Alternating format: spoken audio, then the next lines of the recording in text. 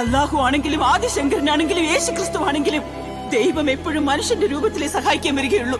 നീ അവളെ രക്ഷിച്ചില്ലെങ്കിൽ ബദ്രിനാഥിലുള്ള അവളുടെ വിശ്വാസം പോകും. അതോടെ അളകനന്ദയുടെ ജീവനും പോകും.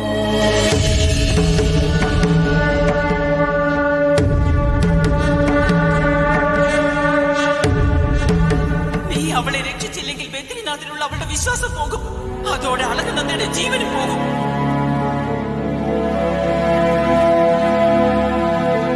ഞാൻ നിന്നെ വിശ്വസിക്കുന്നു. ആ വിശ്വാസം നീ നിലനിർത്തണം.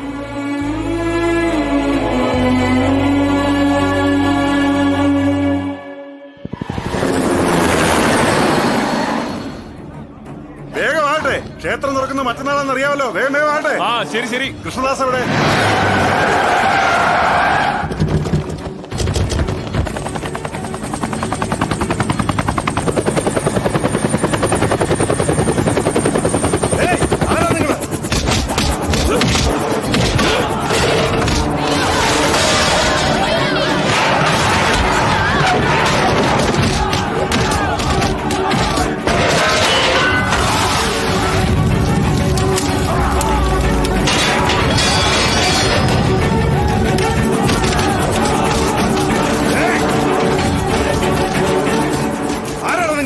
എന്റെ ഗുരുവില്ലാത്ത സമയത്ത് നിങ്ങൾക്ക് എന്താ അവിടെ കാര്യം?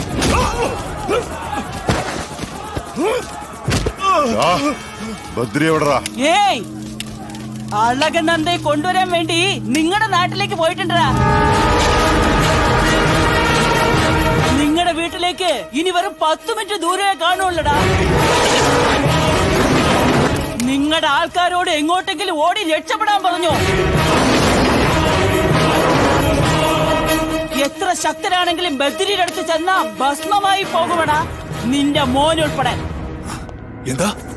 അതേടാ, ഇതുവരെ നമ്മുടെ ശത്രുക്കളാരും ആ നാട്ടിൽ കാലുകുത്തിയിട്ട് ജീവനോടെ അവിടുന്ന് തിരിച്ചു പോയിട്ടില്ല. ആ ബദ്രിയും അവിടുന്ന് തിരിച്ചു പോകരുത്. അവൻ അവിടെ കാലുകുത്താൻ പോലും സമ്മതിക്കരുത്.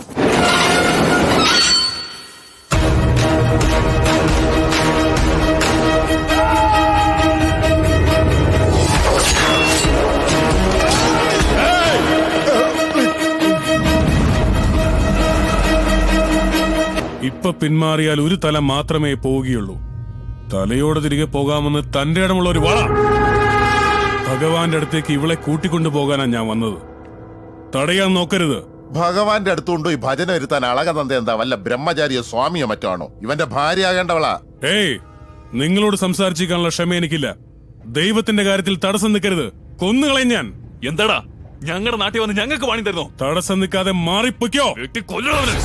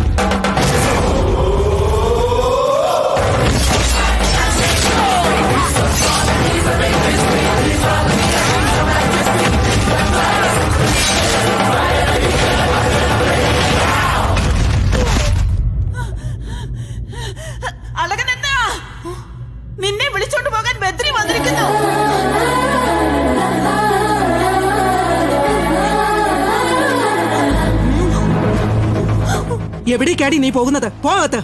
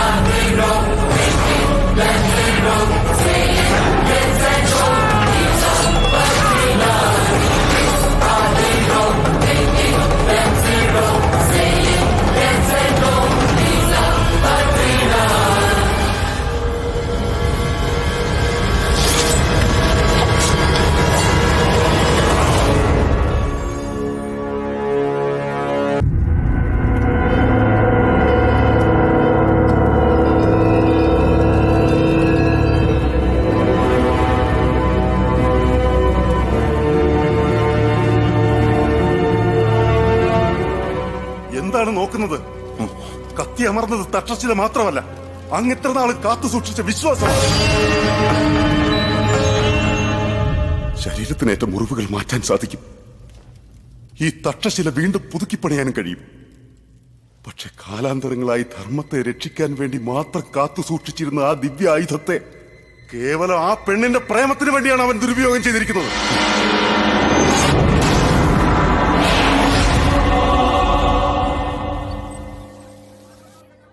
ഹലോ, ജയ്പൂരല്ലേ?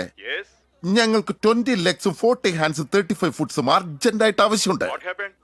പണ്ട് സുനാമി തിരമാല വന്നെല്ലാം നശിപ്പിച്ചിട്ട് പോയതുപോലെ ഇന്നലെ ഒരുത്തം വന്ന് മൊത്തം അടിച്ച് നിരപ്പാക്കി. അഡ്രസ് SMS അയക്കാം, പാഴ്സൽ. സർക്കാർ നിങ്ങളുടെ ഇമേജായി തകർന്നു കിടക്കുന്നത്.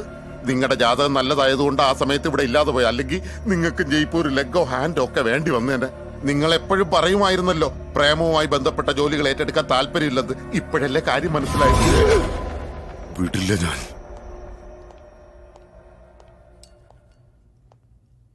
തുടരുത്.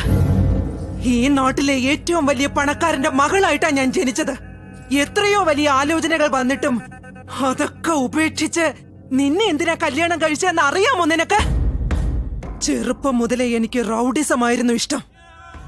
20 വർഷങ്ങൾക്ക് മുൻപ് ചില തെരുവുകൾ ഭരിച്ചിരുന്ന നീ ഇപ്പോ ഒരു സ്റ്റേറ്റിനെ ഭരിക്കുന്ന നിലയിലെത്തിയെങ്കിലും അത്ര കരുത്തനായ നിനക്ക് എന്റെ മകനെ കൊണ്ട് അവളുടെ കഴുത്തിൽ താലി കെട്ടിക്കാൻ കഴിഞ്ഞില്ല. നിന്നെ കൊണ്ടതിന് കഴിയാഞ്ഞിട്ടല്ല, പക്ഷെ ആദ്യം ആ ബദ്രി എന്ന് പറയുന്നവനെ കൊന്നെങ്കിലേ എന്റെ മോൻ അവളെ കെട്ടാൻ പറ്റൂ. എന്റെ മോൻ കണ്ണു തുറക്കുന്നതിന് മുമ്പ് ആ ബദ്രിയുടെ കണ്ണുകൾ അടഞ്ഞിരിക്കണം.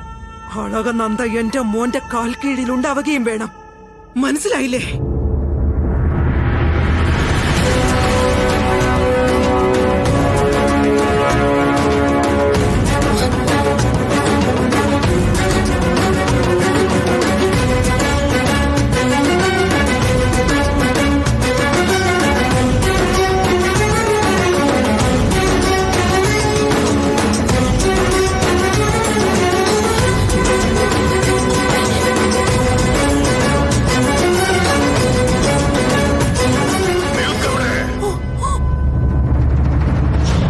ബദ്രീനാഥിന്റെ നാമത്തിൽ സത്യം ചെയ്തിട്ട് അത് ലംഘിച്ച നീ ഈ പവിത്രമായ ക്ഷേത്രമുറ്റത്തു നിന്നും വേഗം പുറത്തു പോ.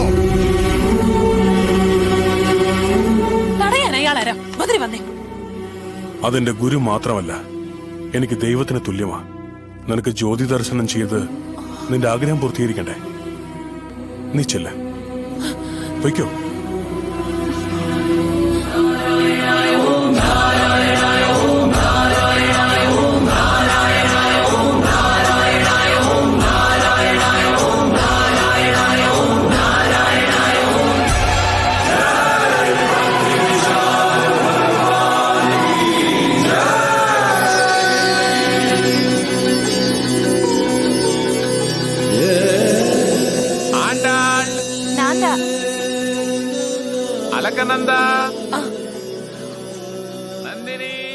ഞാൻ നിന്നോട് പ്രാർത്ഥിച്ചതുപോലെ എന്നെയും ബദ്രിയും ഒന്നാക്കാൻ ദർശനത്തിന് മുമ്പേ ആ ഭീഷ്മനാരായണന്റെ മനസ്സ് നീ മാറ്റിയല്ലോ ബദ്രിനാഥ്. Thank U.